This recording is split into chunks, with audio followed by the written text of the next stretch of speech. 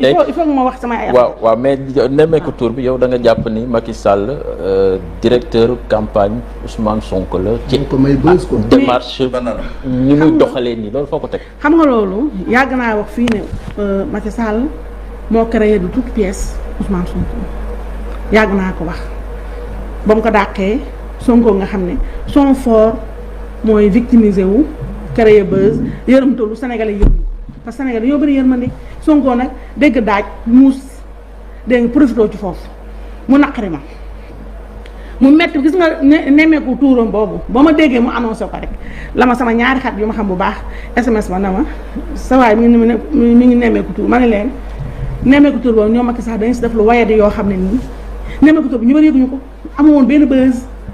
mais kon li policiers yi def da nga jàpp ni Macky Sall moo leen ko sant. xaaral ma wax la non pour man sant leen ko xaaral ma ñëw ci laa waxee sama ñaari xarit yooyu ne leen waa Macky Sall dañu si def lu wayadi lu doy waar loo xam ne ça va encore profiter à Sonko balee xewee mu yónnee ma yëf ya dama doon jooy carrément ndax mer xam nga mer bay jooy xamoo looy wax xam nga man mu dër mii su ma meree dëgg du ma mën a wax parce que kenn du dégg la may wax donc ay jooy laa koy fay te xam nga man sama jooy yombut j'ai pas les larmes faciles mais non mais xam nga lu ma naqari mooy non waaw merci beaucoup loolu dëgg yàlla maa ngi sant yàlla lu ma ébranlé yombut waaye keroog j'étais vraiment très mal parce que et puis ba ma defee ni gros plan ni tuddee yow grand mooy comme ni ñu yónnee benn photo nga def ko nii sa loxo yi zoom ba ma zoomee nii xoolal vision am en direct kanamu Sonko bi ni kanamu Sonko bellee kontaan xol bi sedd ma gis espèce yooyu nekk si ginnaaw pour policiers yooyu sama xol baa ngi tàng ma ne ñii may nañ ko encore une fois loo xam ne te ce qui s'est passé heureusement gis naa ne tout le monde a découvert le jeu ñëpp même ñoom seen bopp ñu ngi naan Macky Sall ma suñu directeur campagne dëgg la parce que Macky Sall gëmu ma ne moom moo ne policiers yi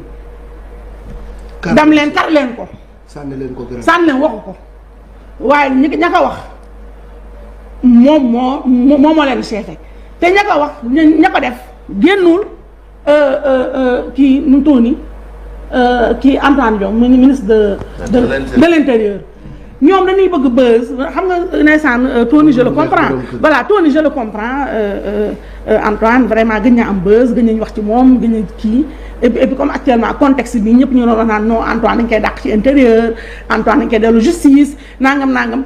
par hasard Macky bàyyi maintenir ko fi il fallait bien qu'il fasse quelque chose de voilà de truc de bien pour montrer que voilà je dis nangam mais malheureusement fi mu dal moo baaxul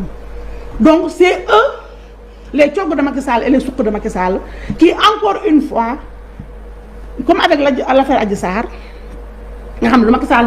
commandité ba mu xewee ñu ko jege croyant lui faire plaisir ñu battu moom aussi xaw ma ko mën a gérer mais daal soriwul ñooñu ñoo xam soriwul leen intérieur forces armées bone blanc bone kii seen patron Macky Sall point donc qu'est-ce qu'il aurait dû faire mooy ba Sonko annoncé son affaire là et puis ñoom Sonko ci boobu dañu war a wax Macky Sall moo war a woo ay nitam j'espère qu'il va m'écouter moo war a woo ay nitam na leen Sonko mi baleen ko mu doxal na périer na écarté na taxaw si digg tali bi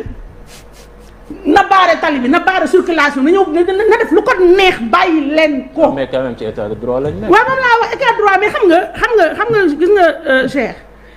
ñii si état de droit mais si Sénégal gi weesoo soreetul Far West fii xam nga lu fi ne wax dëgg yàlla kaata fayu moo fi ne réew mi fuñ foofu la toll mais xam nga aussi booy jàkkaarloo ku mel ne Sonko nga xam ne victimisation c'est le moo war na créer école bu ñu jàngal victimisation parce que temps yii passé déggoon na Mali ñu naan dañ koy déglu tel jour nangam ñu finalement dégg nga ñu ni dañ koy déglu le 27 xaw ma nangam ñoom amuñu sax fitu woo Sonko na ko auditionné ñemewuñu ko il n'ose même pas léegi un Sonko nga xam ne ñu ngi naan dañ ko déglu mu créé son affaire là xaw ma ne meeku tuur karang dégg nga dem di wëndeelu ji. mais loolu aussi c'est normal en tant que